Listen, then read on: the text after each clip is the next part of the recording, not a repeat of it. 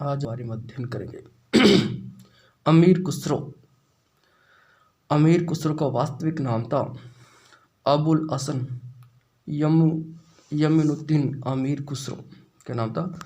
अबुल हसन यमीनुद्दीन अमीर खुसरो इनका वास्तविक नाम था। अमीर खुसरो का जन्म होता 1253 ईस्वी में।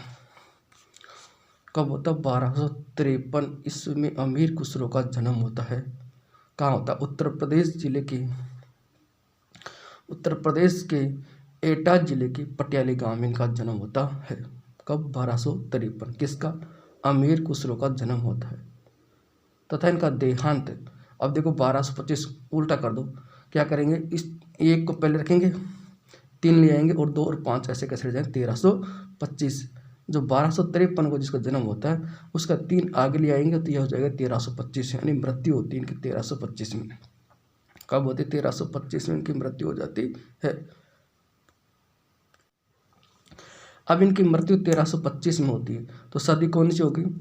14वीं सदी। और जो सदी, जिस सदी में व्यक्ति की मृत्यु होती है वह सदी उस व्यक्ति का समय माना जाता है। इसका सदी कौन सदी कभी होगी? 14वीं सदी की कवि हो गई। अमीर खुसरो ने कुल 99 ग्रंथों के रचनाकार माने जाते हैं। कितने ग्रंथ? 99। लेकिन यदि 99 अगर ऑप्शन नहीं होता तो 100 भी कर सकते हैं हम इसको। अमीर खुसरो जब थे उस समय भारत में मुसलमानों का राज था और उन्होंने 8 सुल्तानों का राज देखा था।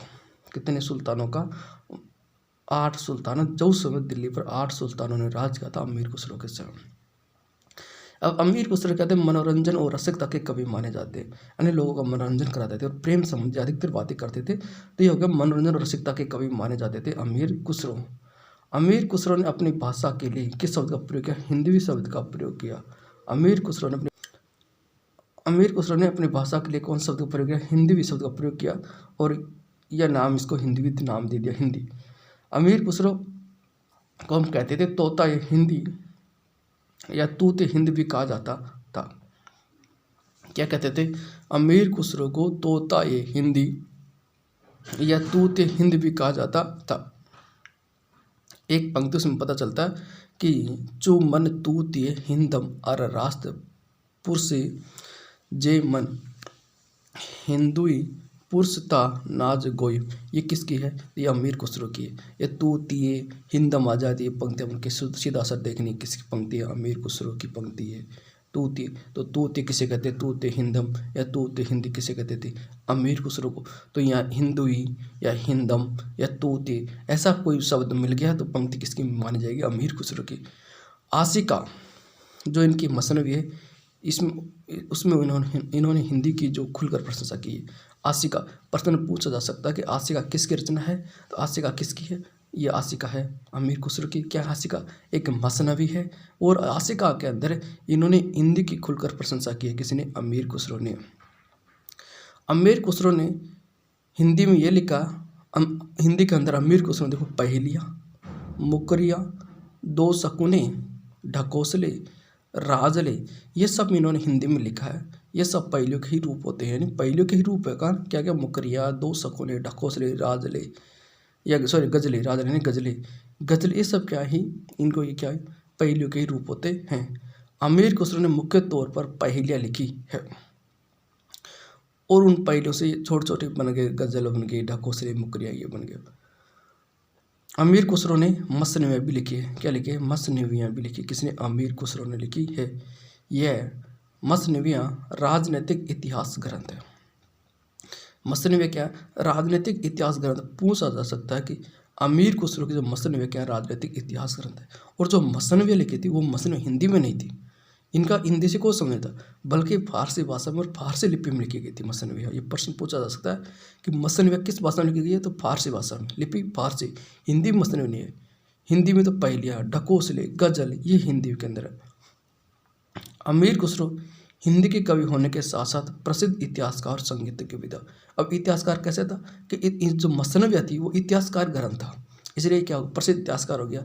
और संगीतज्ञता के संगीत में रुचि थी और इन्होंने संगीत यंत्र का भी जो वाद्य यंत्र होते संगीत का बजाने के लिए काम आते उन वाद्य यंत्र का आविष्कार किया और वाद्य यंत्र जिनको दो दो का आविष्कार माना जाता है इनको, एक तो तबला का आविष्कार माना जाता है और एक सितार।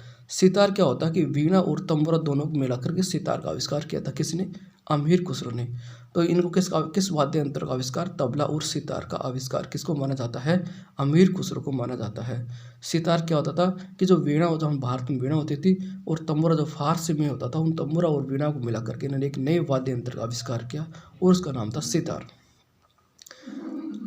अमीर खुसरो मध्यकालीन संगीत परंपरा के आदि आचार्य भी माने जाते हैं।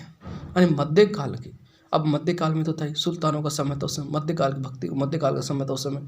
तो अमीर खुसरो मध्यकालीन संगीत परंपरा के आदि आचार्य माने जाते हैं, क्योंकि इन्होंने आविष्कार किया था किसका?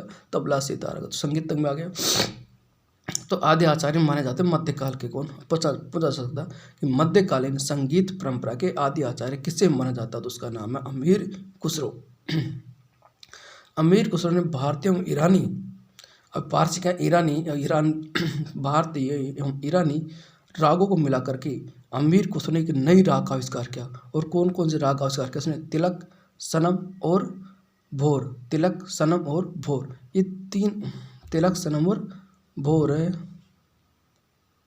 आविष्कार किया इन्होंने। तिलक, सनम और भोर आदि संगीत शैलियों को जन्म दिया। देखो इसलिए संगीत का इसको कहते हैं संगीतज्ञ कहा, क्यों कहा जाता है? देखो इन्होंने दो वाद्य यंत्र का आविष्कार किया, तबला और सितार का। इनके अलावा इन्होंने राग का भी आविष्कार किया, संगीत शैलियों का भी इन्होंने आविष्कार किया। कौन कौन सी? तिलक, सनम और भोर, इनका आविष्कार किया। कव्वाली गायन के जन्मदाता भी अमीर खुसरो, जो कव्वाली गाते हैं ना, कव्वाली, इन कव्वाली गायन के जन्मदाता किसको माना जाता है? अमीर खुसरो को कव्वाली गायन के जन्मदाता भी माना जाता है। बरवा राग में लय रखने के रीति के जन्मदाता भी अमीर खुसरो ही है। देखो कितनी होगी, इसलिए संगीत कहा जाता है सब। बरवा राग में लय रखने की जो रीति होती है, बरवा राग है। पूछा सकता है ये दो मोस्ट क्वेश्चन है। एक तो कव्वाली गायन के जन्मदाता कौन माना जाता है? तो कव्वाली गायन जन्मदाता अमीर खुसरो है। एक बरवा राग में लय रखने की रीति के जन्मदाता कौन है? तो बरवा राग में जो लय रखने की रीति के जन्मदाता भी अमीर खुसरो ही है। तो 3-4 क्वेश्चन मोस्ट हो गए से। एक तो ये हो गया कि अमीर खुसरो ने भारतीय एवं जो ईरानी या फारसी जो रागों को मिला करके कौन कौन से राग का आविष्कार किया था? तो उसमें तिलक, भोर और सनम हो गया। कव्वाली गायन जो था अमीर खुसरो, और बरवा राग में लय रखने की जो पद्धति है, जो कि लय रखने की जो कौन थे? तो वो भी अमीर खुसरो ही थे। संगीत विषय में या संगीत विषयक योगदान के लिए अमीर खुसरो को नायक की यानी उपाधि दी गई। प्रश्न पूछा जा सकता है कि अमीर खुसरो को नायक की उपाधि क्यों दी गई? तो संगीत विषय में, संगीत के क्षेत्र में योगदान देने के लिए अमीर खुसरो को किसकी उपाधि मिली थी? नायक की उपाधि।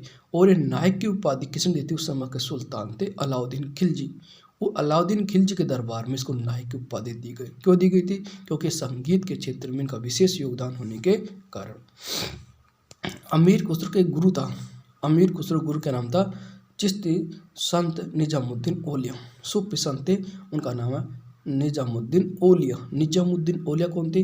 अमीर खुसरो के गुरु माने जाते हैं। और निजामुद्दीन औलिया ने किसने? निजामुद्दीन औलिया ने अमीर खुसरो को क्या उपाधि दी थी?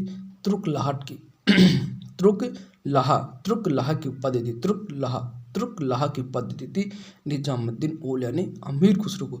जबकि अलाउद्दीन खिलजी ने नायक की उपाधि दी अमीर खुसरो को, और अमीर खुसरो के जो गुरु निजामुद्दीन ने उसने तुर्कलाहा की उपाधि दी। अब निजामुद्दीन औलिया क्या थे? सब सूफी संत थे, वो भी सूफी संत थे निजामुद्दीन औलिया। इसको भी उपाधि मिली हुई थी। एक तो इसको उपाधि मिली हुई थी महबूब ए इलाही। महबूब का तथा प्रेमी, इलाही मन ईश्वर का प्रेमी। एक उपाधि मिली थी महबूब ए इलाही, ईश्वर का प्रेमी। किसको उपाधि मिली हुई? अमीर खुसरो के गुरु निजामुद्दीन औलिया की उपाधि है ईश्वर का प्रेमी, महबूब ए इलाही। एक था ये योगी था, बहुत योगी था, जिसे योगी सिद्ध भी कहते थे। किसको? निजामुद्दीन औलिया कहते थे। एक था सुल्तान उल औलिया। औलिया कहा जाता संतों को, और सुल्तान अंदर राजा, यानी संतों का राजा किसे कहते हैं? निजामुद्दीन औलिया को कहा जाता है। औलिया का अर्थ होता है संत, और सुल्तान उल औलिया यानी संतों का राजा किसको कहा जाता है? निजामुद्दीन औलिया। 3 उपाधि प्रसिद्ध है निजामुद्दीन औलिया की, ईश्वर का प्रेमी, महबूब इलाही, योगी सिद्ध, सुल्तान उल औलिया यानी संतों का राजा। निजामुद्दीन औलिया ने सुल्तान गयासुद्दीन तुगलक के लिए कहा था कि हुनूज दिल्ली दूर अस्त। क्या कहता है कि जो निजामुद्दीन औलिया था, उस निजामुद्दीन औलिया ने जो सुल्तान था गयासुद्दीन तुगलक, उस गयासुद्दीन तुगलक से कहा था कि हे कि अभी दिल्ली दूर है राजा, अभी दिल्ली दूर है। ये कहा था, किसने कहा था? ये प्रश्न पूछा सकता था। ये निजामुद्दीन औलिया ने कहा था। किसके लिए कहा था? गयासुद्दीन तुगलक के लिए। अभी आप दिल्ली पर आक्रमण मत करो, दिल्ली अभी दूर है। 19 दिल्ली दूर अस्त, इसी नाम से शिव प्रसाद सिंह ने एक उपन्यास भी लिखा था, हुनूज दिल्ली दूर अस्त। ये पंक्ति किसकी है? निजामुद्दीन औलिया की। किसके लिए कहेगी? गयासुद्दीन तुगलक के लिए। लेकिन इसी पंक्ति पर हुनूज दिल्ली दूर अस्त, इसी पंक्ति के नाम से वो एक उपन्यास लिख दिया। किसने? शिव प्रसाद सिंह ने। किसने? शिव प्रसाद सिंह ने उपन्यास लिख दिया। दिल्ली शहर के लिए अमीर खुसरो की बहुत चर्चित पंक्ति है, अगर फिरदौस की मी हस्त हम्मी हस्त हम्मी हस्त हम्मी हस्त। अब देखो, अगर फिरदौस कहा जाता फारसी भाषा में,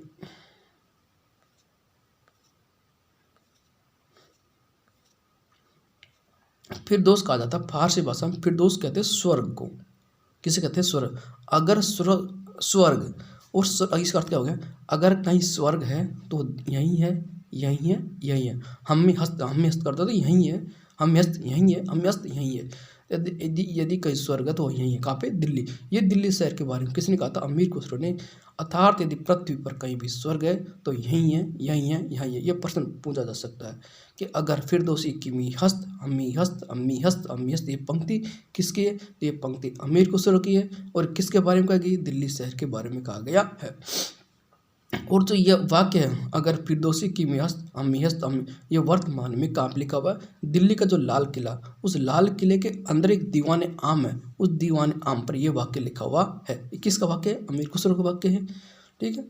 अमीर खुसरो खड़ी बोली हिंदी के पहले कवि या आदि कवि कहे जाते हैं। अब खड़ी बोली जो बोली जाता है आजकल यूपी में एटा जिले में का जन्म हुआ था, पटेली गाँव में। किसका? अमीर खुसरो का। तो जो आज यूपी में खड़ी बोली बोली जाती है, यदि खड़ी बोली के जन्मदाता है, खड़ी बोली के जो जन्मदाता कह दो या इसका आदि कवि कह दो, सबसे पुरानी कवि कह दो, तो अमीर खुसरो ही माने जाता है। हमें खड़ी बोली के सबसे पुरानी कवि, पहले कवि, आदि कवि किसे माना जाता? अमीर खुसरो को माना जाता है। अमीर खुसरो ने अपनी भाषा को क्या नाम दिया? हिंदवी भाषा नाम दिया। क्या कहा था? हिंदवी कहा था।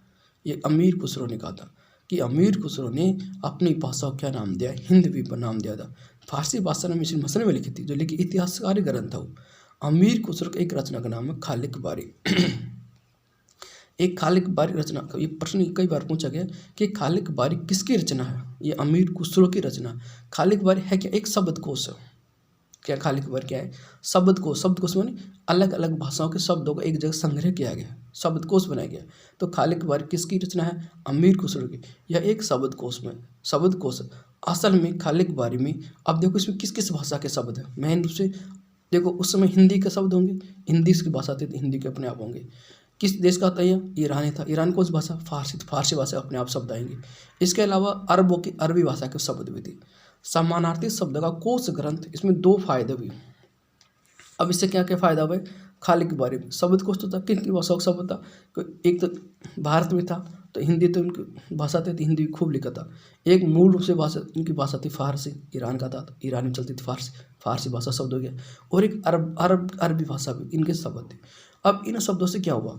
लोगों को क्या हुआ? भाषा का ज्ञान हो गया और मनोरंजन प्रदान हो गया। लोगों को अलग अलग भाषाओं का ज्ञान होने लगा, मनोरंजन प्रदान हो गया। और जाने अनजाने में एक नई भाषा का जन्म हो गया और उसका नाम था उर्दू भाषा। कौन सी भाषा? उर्दू भाषा का जन्म हो गया। और उर्दू नज़म के जन्मदाता भी अमीर खुसरो है। अमीर खुसरो तो जन्मदाता खूब भी माना गया। उर्दू नज़म यानी उर्दू भाषा का जन्म भी यहीं से होता, खालिक बारी इन शब्दों से। तो उर्दू नज़म के जन्मदाता किसे कहा जाता? अमीर खुसरो को कहा जाता है। अमीर खुसरो ने सबक ए हिंदी नामक नवीन काव्य शैली का प्रचलन किया। सबक ए हिंदी शैली का प्रचलन किसने किया था? अमीर खुसरो ने किया था। किस शैली का? सबक ए हिंदी, जो नवीन काव्य शैली थी, इस शैली का प्रचलन किसने किया था? अमीर खुसरो ने किया था। सबक ए हिंदी, सबक ले ली हिंदी में किसने? अमीर खुसरो ने। ये मनोरंजन और रसिकता के कवि अपने कह दिया पहले। जिज्ञासा और कौतूहलता के द्वारा मनोविनोद की सृष्टि करना, हास्य की सृष्टि करना, यानी हंसी मनोविनोद की सृष्टि करना इनका काम था। हास्य की सृष्टि करना, पाठक वर्ग के हृदय को प्रसन्न करना, बस यही खुसरो की कविता का अंतिम लक्ष्य था। भारतीय संदर्भ में फारसी कविता का भारतीयकरण करने वाले पहले कवि अमीर खुसरो है।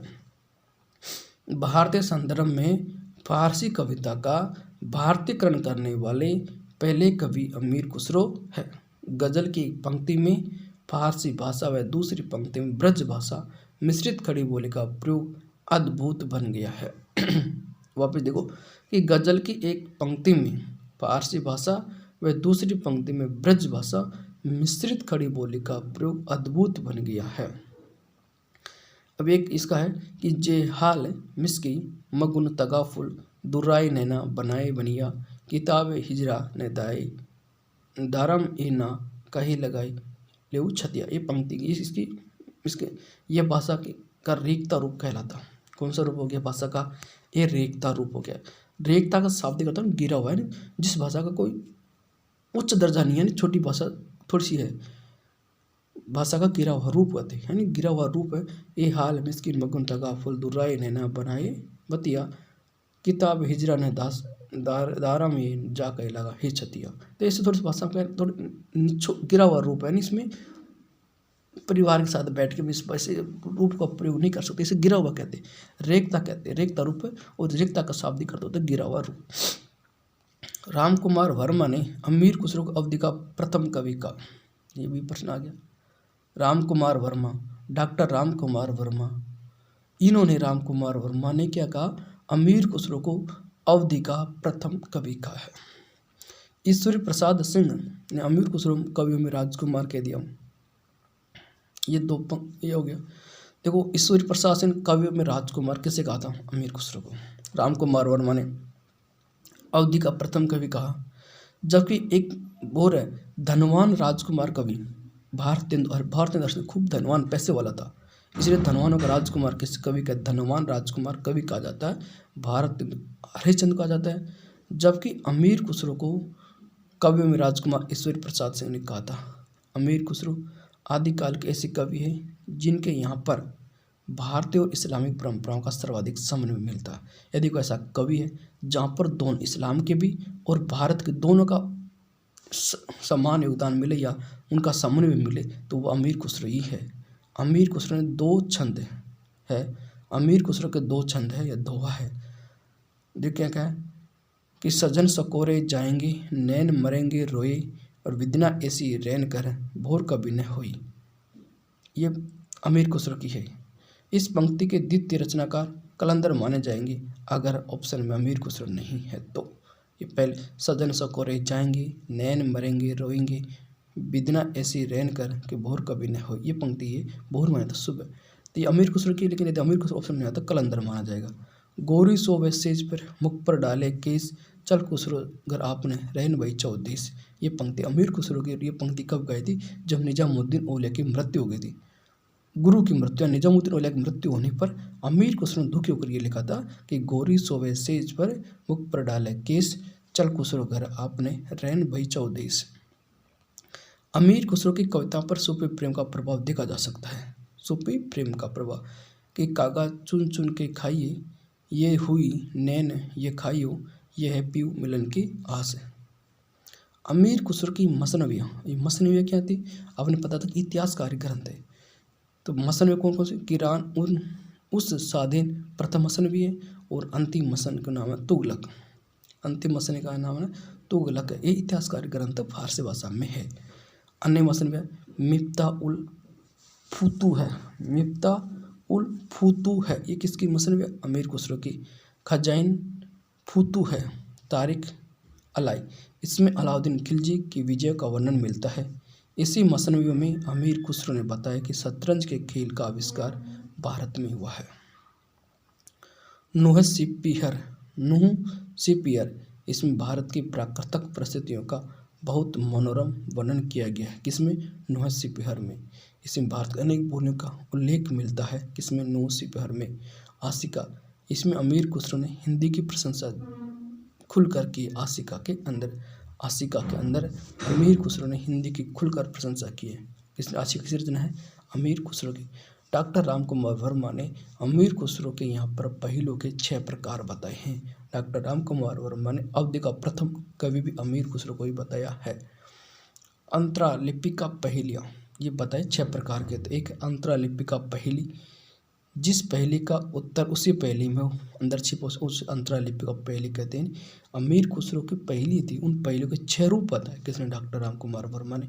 उसमें एक है अंतरा लिपि का पहेली, ऐसी पहेली जिसमें उसी पहेली में उसका उत्तर छिपा हो। जैसे श्याम बरन है दांत, श्याम रंग की है, बरन है दांत, वो दांत अनेक, लचकत है और दांत अनेक है। लचकत जैसे नारी जैसे लचकती है, दोनों हाथ से खुसरो खींचे, 2 हाथों से खींची जाती है। कहे तू आर्य, तो क्या हो गई? आर्य जो लकड़ी काटने की जो आर्य होती है, कैसे रंग होती है? काले रंग की होती है। उसमें जो आर्य में अनेक दांत की तरह होते हैं, उन काटने के दांत अनेक होते हैं और ऐसे हिलती रहती है, लचकती रहती है और 2 हाथों से एक इधर से एक इधर 2 हाथों की जाती है, उसे कहते हैं आर्य। ये एक आर्य इसी में मिल गया, ये हो गया अंतरा लिपि का है। एक है बहिर लिपि का पहेली। इसमें क्या है? जिस पहले का उत्तर बाहर से आता है उसे कहते हैं बहिर लिपि का। कि श्याम बरन की है, एक नारी माथे ऊपर लागे प्यारी, श्याम रंग की है। एक नारी माथे ऊपर लागे, एक नारी के माथे के ऊपर लगते हैं। जो मानुष इस अर्थ को खोले, कुत्ते की वह बोले बोले। और जो मनुष्य इस अर्थ को खोलता है, कुत्ते की बात बोलता है। नहीं, भौंही भौंकता है कुत्ता, भौं भौं, तो ये भौंही होगी, आँख की भौंही और तो गया। अब देखो मुकरी क्या होती है? तीसरी मुकरियाँ कह कह कह कह कर मुकर जाना से कहते हैं मुकरियाँ। मुकरी क्या अर्थ होता है? कोई आदमी कहते मैं एक काम कर दूंगा, फिर मना कर जाना, मुकर जाना, मैं नहीं करूँगा, ये होगा कहकर मुकर जाना। इसमें ईशक के साजन के नाम से एक प्रश्नोत्तर रहता है। अपहु नृत्य अलंकार की जो विशेषता है वही विशेषता मुकरिया की है। ईशक के साजन खा गया, पी गया, दे गया बूता, ईशक के साजन ना सकी कुत्ता। तो ये ऐसी पंक्तियाँ ये किसकी है? ईशक के साजन शुरू होते हैं मुकरिया। भारतेंदु काल में भारतेंदु ने मुकरियों के द्वारा अपनी सामाजिक और राष्ट्रीय चेतना को प्रकट किया है। लेकिन भारतेंदु का उद्देश्य अंग्रेजों पर प्रहार व राष्ट्रवाद पर लिखना था। 2 शकुने, इसमें 2 भिन्न भिन्न प्रश्नों का एक ही उत्तर होता है। इसमें सलेश अलंकार के द्वारा एक ही उत्तर दिया जाता है। 2 शकुने क्या होता है? 2 भिन्न भिन्न प्रश्नों का एक ही उत्तर होता है। 2 अलग अलग प्रश्न होते हैं, उत्तर उनका एक ही होता है। ये सलेश अलंकार की विशेषता होती है। सलेश अलंकार द्वारा एक ही उत्तर दिया जाता है, वो होता है 2 शकुने। घोड़ा अड़ा क्यों, पान सड़ा क्यों? उत्तर हो गया फेरा न था। घोड़ा क्यों उड़ गया? कि घोड़ा को फेरा न था। पान क्यों सड़ा? कि पान को फेरा, एक ही तरह से तरा हुआ था पान, इसलिए सड़ गया। तो घोड़ा अड़ा क्यों, पान सड़ा क्यों? ये प्रश्न 2 प्रश्न, उत्तर इनके आगे उसको उनको फेरा नहीं था, इनको उल्टा सुल्टा नहीं किया था, घुमाया नहीं था। बराबर यह संबंध पहली 5 नंबर पर गई। इसमें 2 भिन्न भिन्न पदार्थों में एक समान की विशेषता बताई जाती है। 2 अलग अलग पदार्थ है और विशेषता एक ही है। कि आदमी और गेहूँ में क्या समानता है? आदमी और गेहूँ में क्या समानता है? कि आदमी के भी बाल होते हैं और गेहूँ के भी बाल होते हैं, ये उसमें समानता है। ढकोसला, ढकोसला होता है बेमतलब की शब्दावली होती है, इसमें कोई मतलब नहीं होता, बेमतलब की शब्दावली। जैसे पीपल पक्की पकौड़ियाँ, पीपल पक्की पकौड़ियाँ, झरझर झर रही हैं बेर, सर में लगा खटाक से, वारे तेरी मिठास, ला पानी पिला। अब इसमें कहीं वो मिल नहीं रही है। जैसे पपौड़िया, इसमें कोई अब इन कपौड़िया नहीं है, बेर आ गया, फिर से आ गया, फिर मिठास आ गया, फिर पिला आ गया, यानी इसमें कोई बेमतलब के शब्दावली, इनको कोई मतलब नहीं है। ये होते हैं ढकोसला। अमीर खुसरो की रचनाएं हालात ए कन्हैया, ये भक्ति भावना से लिखा गया ग्रंथ। हालात ए कन्हैया हो जाएंगे कन्हैया। हालात ए कन्हैया किसकी रचना है? अमीर खुसरो की। कैसा ग्रंथ है? भक्ति भावना का ग्रंथ है। नजराना, ये हिंदी। नजराना, नजर कैसे, यानी भाषा संबंधी विचार कैसे भाषा संबंधित होगी, नजराना ये हिंदी। ये रचनाएं फारसी लिपि में लिखी, दोनों हालात कन्हैया और नजराना ये हिंदी। किस लिपि में? फारसी लिपि में, भाषा फारसी हो जाएगी। और ये किसकी रचना है? अमीर खुसरो की रचना है। हालात कन्हैया और नजराना ये हिंदी, किसकी रचना है? अमीर खुसरो की रचनाएं हैं। थैंक यू दोस्तों, जानकारी अच्छी लगी तो चैनल को सब्सक्राइब कीजिए।